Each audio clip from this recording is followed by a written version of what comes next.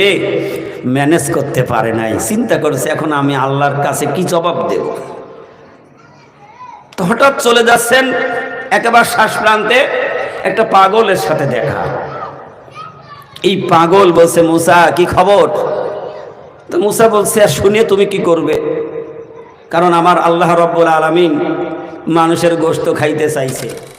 নবী তোমার দেখার লাগি ঘুম আসে না তো চোখে,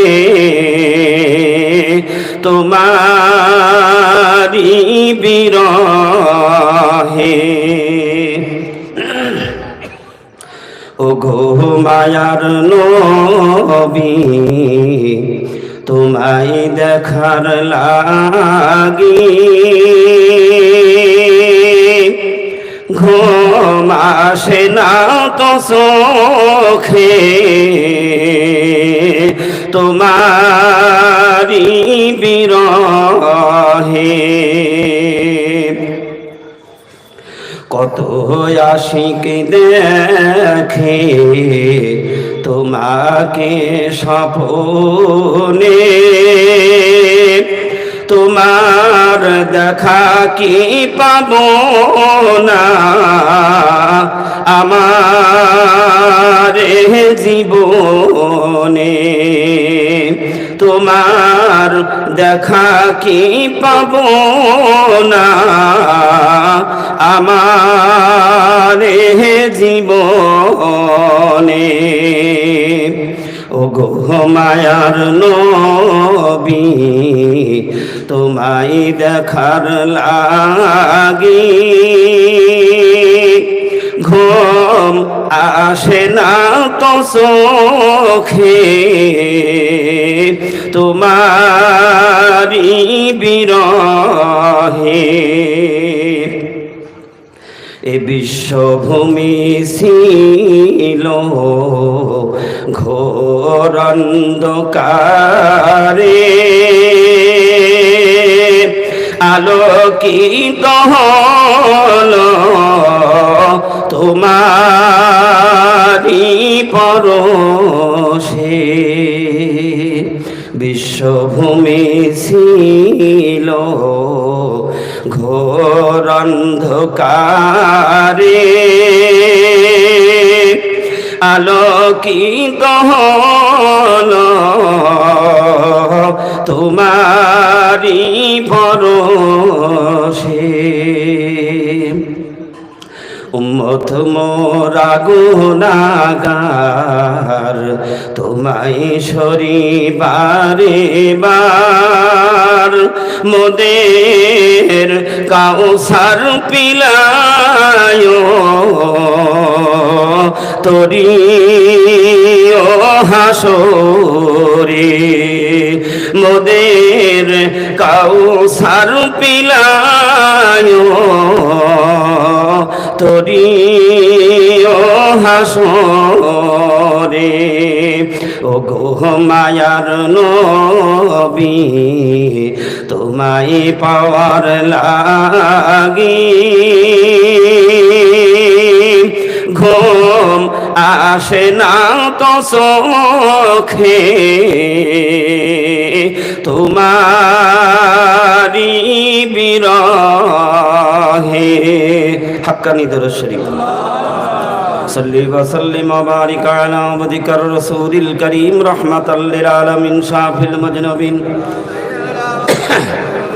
সাইয়্যিদিনা মাওলানা নবিয়্যিনা মুহাম্মাদ ওয়া আলা আলিহি ওয়া আহলি বাইতিহি ওয়া আওলাদিহি ওয়া যুররিয়্যাতিহি ওয়া আজওয়াজিহি ওয়া আসহাবিহি ওয়া আউলিয়াইহি ওয়া উম্মতিহি আজমাইন।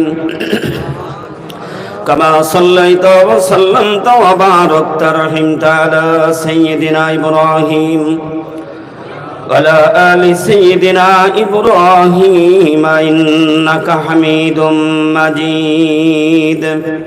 মুআজ্জাজ মুহতারাম উপস্থিত উলামায়ে কেরাম, উপস্থিত দূর দূরান্ত থেকে আগত এবং এই সন্ধ্যালিয়া গ্রামবাসী, আমার সম্মানিত ভাই ও বাবাজিরা, পর্দার অন্তর আড়ালে বসা আছে আমার সম্মানিতা মা ও বোনেরা, সকলের প্রতি দোয়া পাবার আশায় আবারও সালাম জানাচ্ছি। আসসালামু আলাইকুম ওয়া রাহমাতুল্লাহি ওয়া বারাকাতুহু।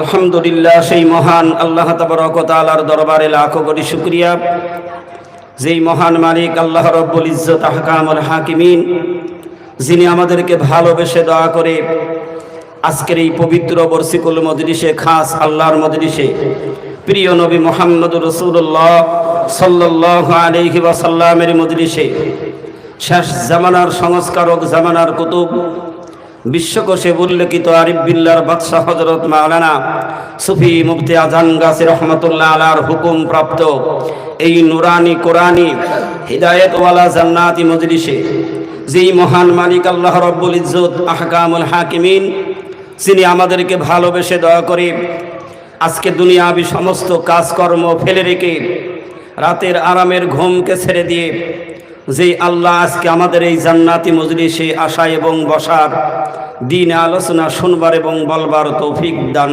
করেছে, সকলে সেই মাহবুদের দরবারে কালেমাত শুকর আদায় করছি। সকলে বলি আলহামদুলিল্লাহ।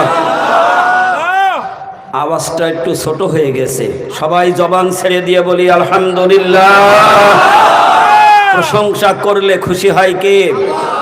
তা আমরা আল্লাহর খুশি করব না কাকে খুশি করব?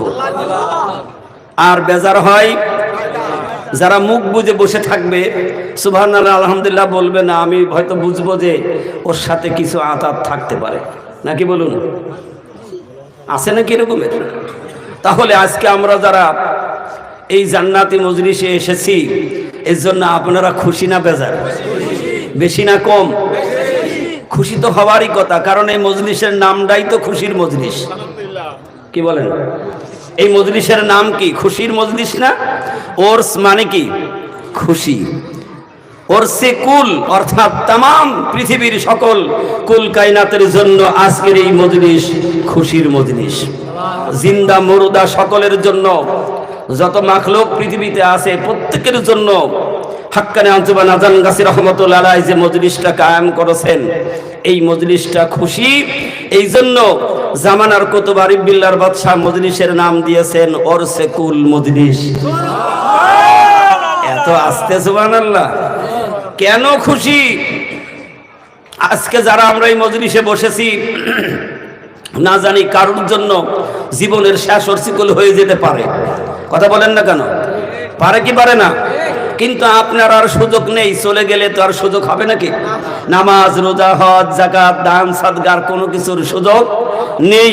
তাহলে নেকির দরজা বন্ধ হয়ে যাবে, আমলের দরজা তালা লেগে যাবে।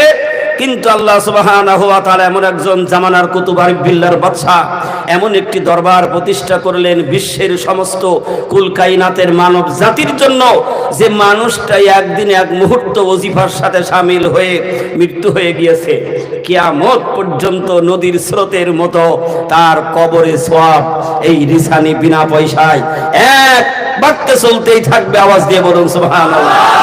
আর এই স্রোত বাধা দিয়ে কেউ ঠেকাইতে পারবে না, ঠিক না বে ঠিক?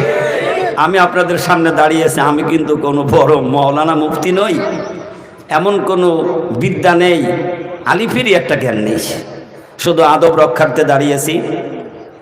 যদি আল্লাহ রসুল কামেল মুর্শিদের পক্ষ থেকে দু একটি কথা বলার সুযোগ করে দেন তবেই সম্ভব, নইলে আমার নিজের কোনো ক্ষমতা নেই। এই মজলিস অত্যন্ত দামি মজলিস, সুবহানাল্লাহ জোরে বলুন। যেহেতু তারপরও আমি দাঁড়িয়েছি, এখন রাত 9:30 বাজে, এখন আপনাদের তো বাড়ি যাওয়ার পালা, নাকি বলুন? আপনারা কি চলে যাবেন? কারা কারা যাবেন দেখি? আলহামদুলিল্লাহ। তাহলে আজকের এই মজলিসটা কেন জান্নাতি মজলিস? কারণ আল্লাহ রসুল বলেছেন, যেখানে কালামে পাক তেলাওয়াত হয়, নবীর শানে দুরূদ পাঠ করা হয়, দ্বীনে আলোচনা হয়, কামেল ওলি আল্লাহর জীবনী নিয়ে আলোচনা হয়, সেই মজলিসটা হলো জান্নাতের একটি টুকরা। তাহলে আমরা যারা এখানে আসছি, আমরা জান্নাতের মধ্যে বসেছি নাকি? সবাই কিন্তু এই মজলিসে আসতে পারবে না। আল্লাহ যাকে ভালোবাসবেন তাকেই এই মজলিসে নিয়ে আনবেন। বাড়ির থেকে এসেও কত মানুষ রাস্তায় ঘুর ঘুর ঘুর ঘুর করে ঘুরে ঘুরে বাড়ি চলে যাবে, ঠিক কিনা জোরে বলুন। কিন্তু এই পাশের লোক মনে হয় রাগ করে বসে আছে, ওই সাইড থেকে সরেনি, এই জায়গাটা মেলাটা খালি পড়ে আছে। ওই লোকগুলা পেঁপু গাছের গোড়া কি পেয়েছে আল্লাহ জানে, এদিকে আসে না, এই জায়গাটা পূরণ করতে হবে। আসুন, আল্লাহ সুবহানাহু ওয়া তাআলা আজকে আমাদেরকে এই জান্নাতি মজলিস শুধু খুশির মজলিসই নয়, এটা হলো গুনাহ মাফ করার মজলিস। আল্লাহ রসুল বলেছেন, যারা কালেমা শাহাদাত জীবনে একবার তেলাওয়াত করে নিল, 80 বছরের কুফরি গুনাহ আল্লাহ তাকে মাফ করে দিল। এর চাইতে আর বড় খুশি কি আছে? আল্লাহর ওলিরা তারা পৃথিবীতে এসেছেন মানুষদেরকে একটা সত্য একটা মানুষ তৈরি করার জন্য। 1,24,000 পয়গম্বর পৃথিবীতে এসেছিলেন মানুষদেরকে হিদায়াতের বাণী শুনিয়ে তাদেরকে পবিত্র করে জান্নাতি মানুষ তারা তৈরি করেছিলেন, ঠিক না বেঠিক? কিন্তু এইটা যিনি তৈরি করেন তার লাভটা কি? কোনো লাভ আছে? নিজের জন্য কোনো লাভ আছে? কিন্তু লাভ একটা, সেইটা হলো আল্লাহর হুকুমটাকে মানা।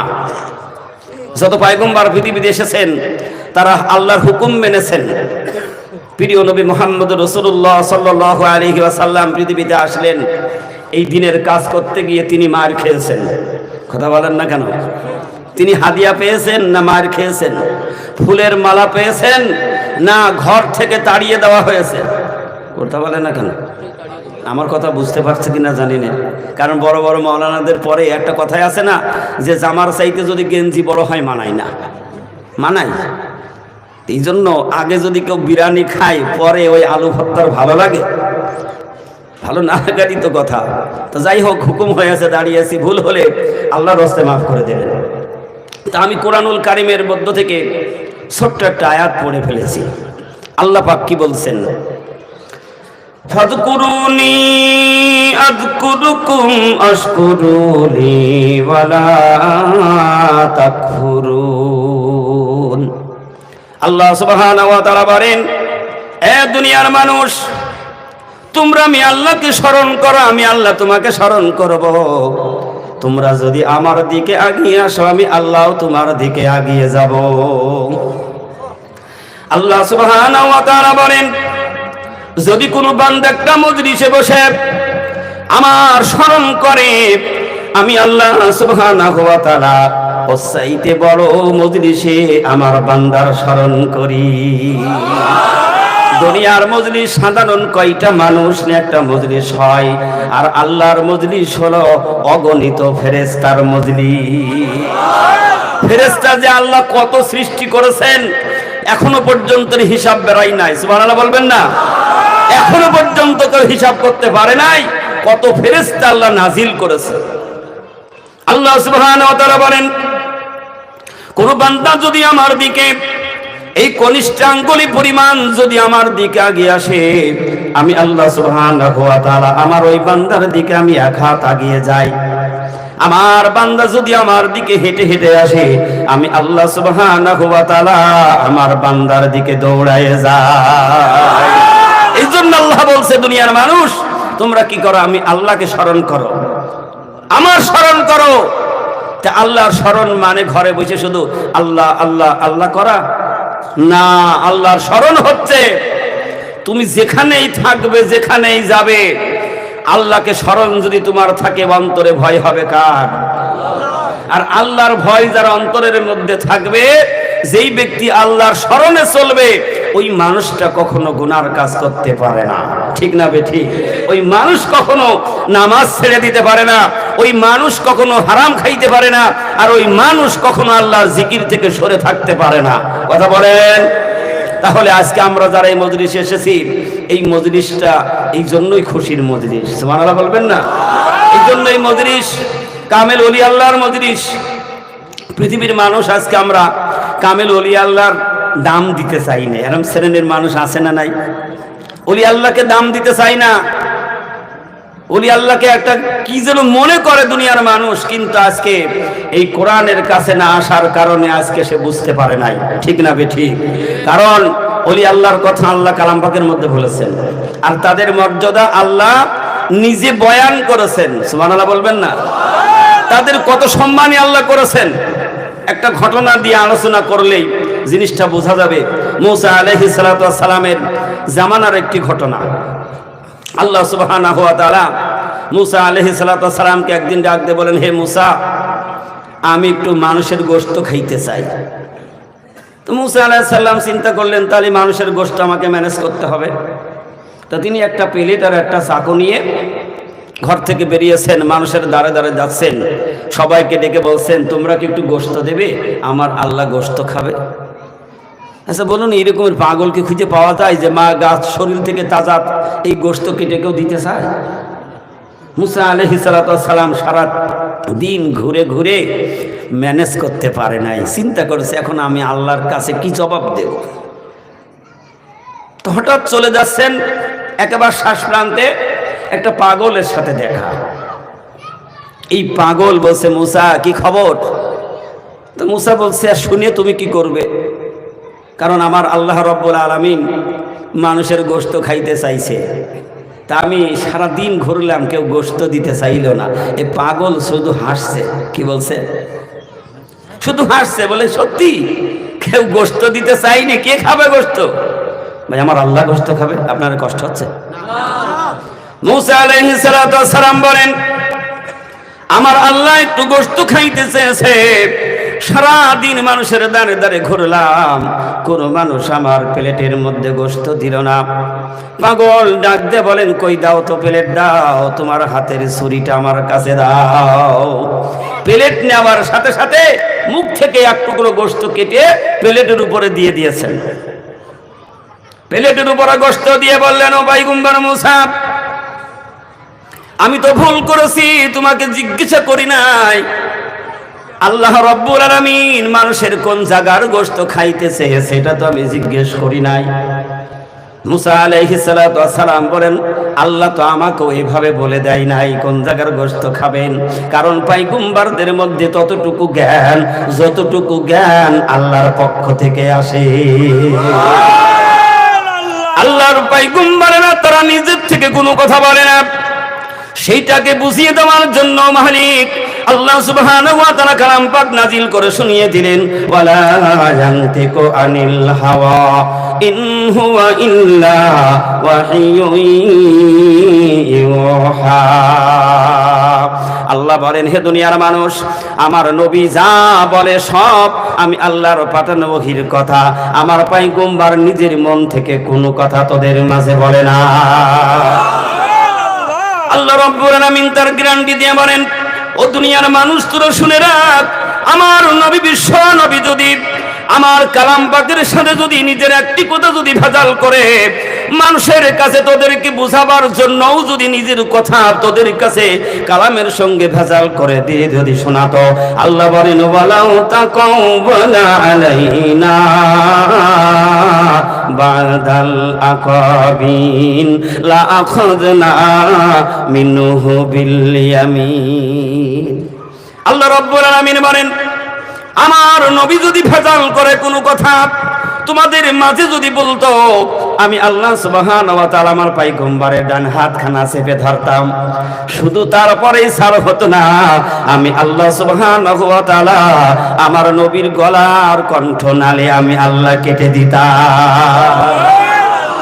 তাহলে পয়গম্বরেরা যা বলেছেন সব আল্লাহর পাঠানো ওহীর কথা। সুবহানাল্লাহ বলবেন না? আল্লাহর ওলিরা যা বলেন, আল্লাহ রাসূল বলেছেন ওহীর কথাগুলি। আর যারা আল্লাহর বন্ধু কামেল ওলি আল্লাহ, তারা দুনিয়ার মানুষের কাছে যা বলে সব আল্লাহর পক্ষ থেকে ইলহামের বাণী। কারণ ওলি আল্লাহর কাছেও যেই কথাগুলো আসে ওইটাও হলো আল্লাহর পক্ষ থেকে, আওয়াজ দিয়ে বলতে হবে সুবহানাল্লাহ। মুসা আলাইহিস সালাতু ওয়াস সালাম মনে আছে তো? মুসা বলে, ও আল্লাহর পাগল, আমার আল্লাহ তো কোন জায়গার গোশত খাবে বলে দেয় নাই। আল্লাহর পাগল এবার বললেন, তাহলে তুমি একটু থামাও, গোটা শরীরের প্রত্যেক অঙ্গ থেকে একটু একটু করে গোশত কেটে কেটে মুসার প্লেটের মধ্যে দিয়ে বলেন, যাও এই গোশতগুলি আমার আল্লাহর কাছে পৌঁছিয়ে দিও। আল্লাহ কি গোশত খাবে? কথা বলেন না কেন?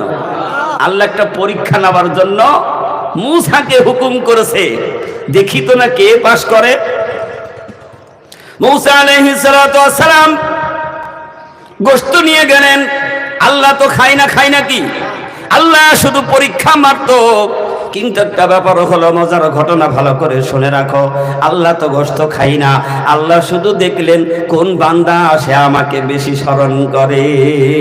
আযকুরুনি আযকুরুকুম ওয়াশকুরুলি ওয়ালা তাকফুরুন, কি আমাকে বেশি স্মরণ করে।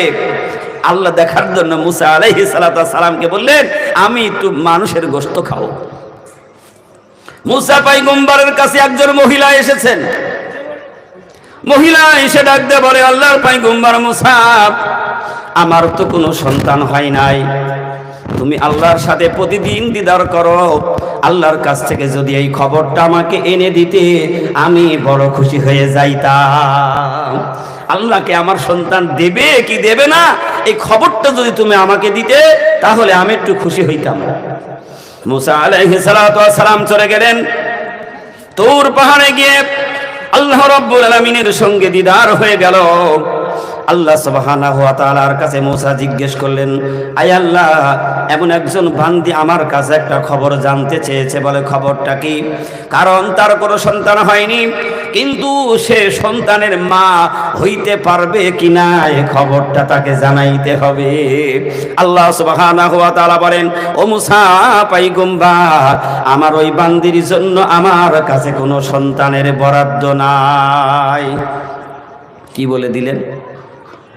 আপনারা রাগ করছেন? কোন সন্তানের বরাদ্দ আমার কাছে নাই। মূসা আলাইহিস সালাতু ওয়াস সালাম ফিরে এসে ওই মহিলাকে বললেন, তোমার সন্তান হবে না, তোমার জন্য আল্লাহর আদালতে কোনো সন্তানের বরাদ্দ নেই। মূসার কাছ থেকে এই খবর শোনার পরে তিনি বিশ্বাস করলেন, পয়গম্বরের জবান থেকে যেহেতু বলেছে, আমারও তার শোনার কোনো জায়গা নেই, কারণ পয়গম্বরেরা কোনোদিন মিথ্যা কথা বলে না। ঠিক না বে ঠিক? মিথ্যা বলে? পয়গম্বর যা বলে কার কথা মনে রাখতে হবে? কার কথা? আল্লাহর কথা। মহিলা এর পরে বড় পেরেশানি হয়ে গেলেন, যেমন মতো কপাল পোড়ার কেউ নেই, কাঁদতে কাঁদতে পাগলিনীর মতো হয়ে চলে যাচ্ছেন। রাস্তার মধ্যে হঠাৎ ওই পাগলের সাথে দেখা, মনে আছে তো কোন পাগল? পাগলের সাথে দেখা। পাগল জিজ্ঞেস করছে, মা তুমি এত পেরেশানি কেন? তুমি কেন বছরে কাঁদতে কাঁদতে চলে যাচ্ছ? মহিলা বলেন, বাবা তুমি একটা পাগল, তোমার কাছে আমার বলে কোনো লাভ নাই। ও পাগল কি? ও পাগল হইল বাহারুল আউলিয়া। আল্লাহ ওলিদেরকে কত পাওয়ার দিয়েছেন।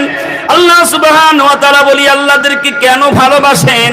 কারণ আল্লাহর বলি যিনি, আল্লাহর বন্ধু যিনি হয়ে গেছেন, তিনি দুনিয়া চাই না, দুনিয়ার শান শওকত ভালোবাসা আরামায়েশ কিচ্ছু চাই না। তাদের একমাত্র কামনা হইল আল্লাহর গোলামি করা। আওয়াজ দিয়ে বলুন না সুবহানাল্লাহ। বলে বাবা তোমাকে বলে লাভ কি? বলে মা বলো না তোমার কি হয়েছে? বলে আমি মূসা আলাইহিস সালাতু ওয়াস সালামের কাছে গিয়েছিলাম, আল্লাহর পয়গম্বর মূসা আমার খবর দিয়েছে, আমার সবচেয়ে বড় একটা আশা, আমার আল্লাহ কোনো সন্তান দেয়নি, একটা সন্তানের আশায় আমি পয়গম্বরের কাছে গিয়েছিলাম। পয়গম্বর আল্লাহর কাছ থেকে শুনে এসে আমাকে খবর দিয়েছে আমার আর কোনো সন্তান হবে না। পাগল বলছে, মা সত্যি তোমার সন্তানের দরকার? সুবহানাল্লাহ, আসতে বলে একটু ওলি আল্লাহকে চিনার চেষ্টা করি। ভালো আছেন? পাগল বলে, মা সত্যি কি তোমার সন্তানের দরকার? বলে বাবা আমার তো সন্তানের বড় আশা ছিল, কিন্তু এখন আশা করে আর আমার তো কোনো লাভ হবে না, কারণ পয়গম্বর যখন আল্লাহর পক্ষ থেকে খবর নিয়ে এসেছে, এখন বলেও লাভ হবে না, আশা করেও তো আমার কোনো আর লাভ নেই। আমি এই জন্য কাঁদছি যে আল্লাহ আমার প্রতি এত নারাজ কেন? আল্লাহর বন্ধু পাগল দুটো হাত তোলেন, হাত তুলে দোয়া করছে, মালিক তোমার মধ্যে দুটো নাম আমি বড় নাম মনে করি। একটা নাম হলো তুমি রহমান, তার পাশের নাম হইল তুমি রহিম। সুবহানাল্লাহ করে বলুন। আয় আল্লাহ তাআলা তোমার রহমান নামের বদৌলতে আমি দুটো হাত তোমার দিকে তুলেছি আল্লাহ, তোমার কাছে বরাদ্দ নাই, কিন্তু তোমার রহমতের তো কোনো কমতি নাই। কারণ আল্লাহ তুমি কালাম পাকের মধ্যে পরিষ্কার করে বলে দিয়েছো রহমাতি ওয়াসিআতু কুল্লা শাই। আল্লাহ বলেন আমি तमाम পৃথিবীটা আমার রহমত দিয়ে ঘিরে রেখেছি। পাগল বলে আল্লাহ তোমার রহমতের তো কমতি নাই, তোমার বরাদ্দ বাদ দিয়ে তুমি কি পারো না তোমার ওই রহমতের দ্বারাই তার একটা সন্তান দিতে? সুবহানাল্লাহ জোরে বলেন। আল্লাহ সুবহানাহু ওয়া তাআলা পাগল হাত তুলেছেন, হাত কেমনে ফিরিয়ে দেবে? কারণ আল্লাহর বন্ধু আল্লাহর ওলি যারা, তারা তো আল্লাহর জন্য নিজেকে কুরবানি করে দেয়।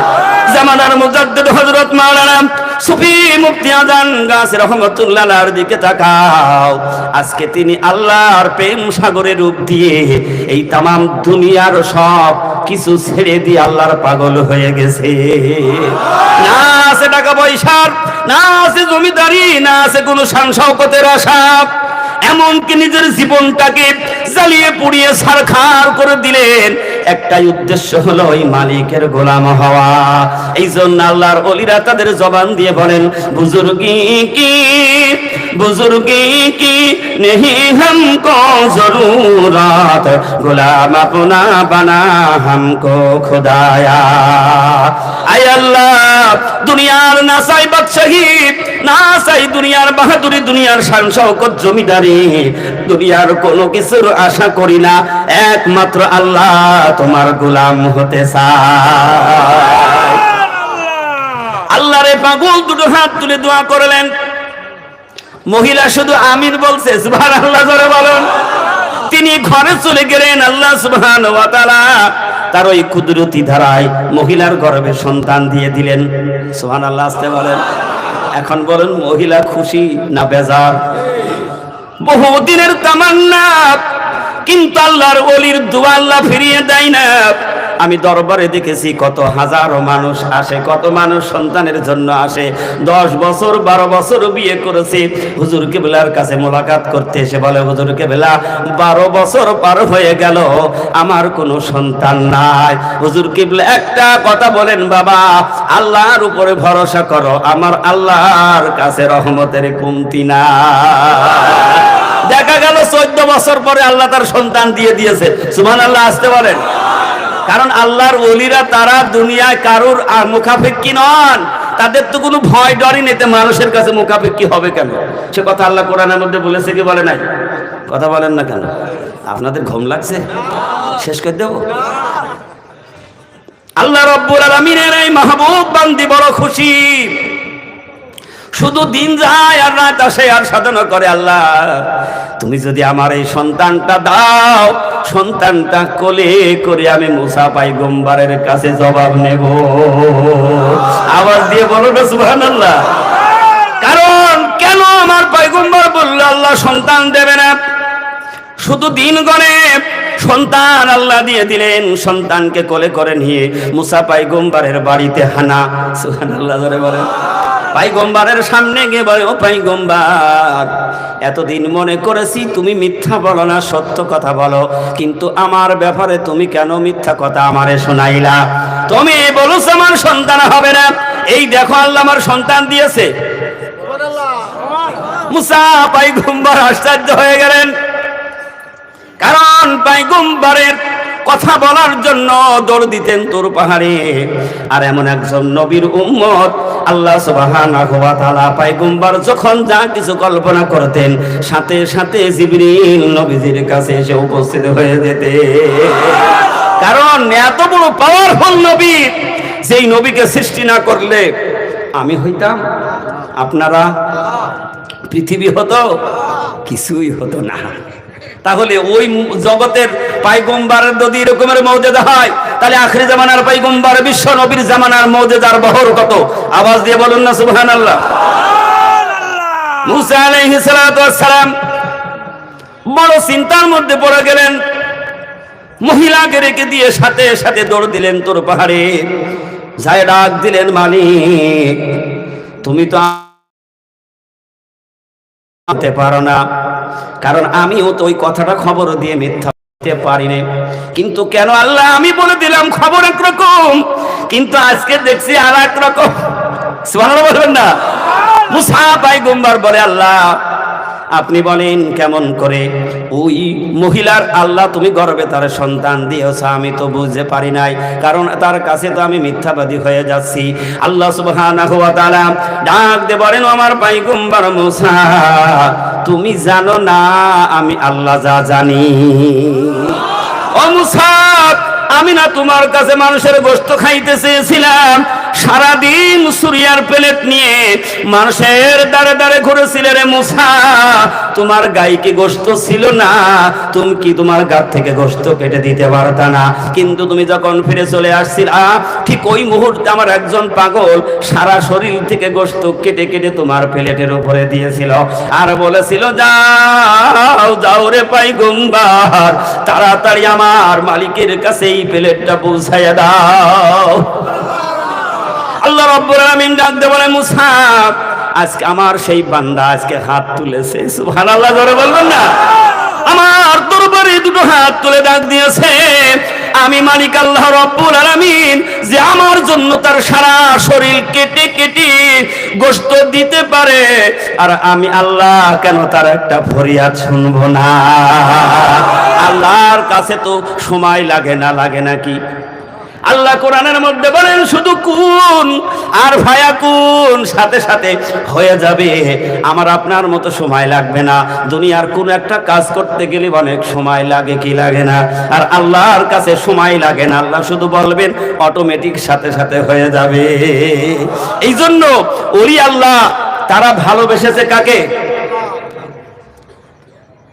বলিছি কয়বার, এখন মনে হয় জায়গা নেই, ওই জায়গাটা গ্যাপ করছে কেন জানি না, আর এদিকে তো বেশ মিলি বসেছে, একটু আগে আনো যাবে কিনা? ওই যে আবার অনুরোধ করলো শর্টমট ওই বাগানে না দিয়ে বলছে আগাও।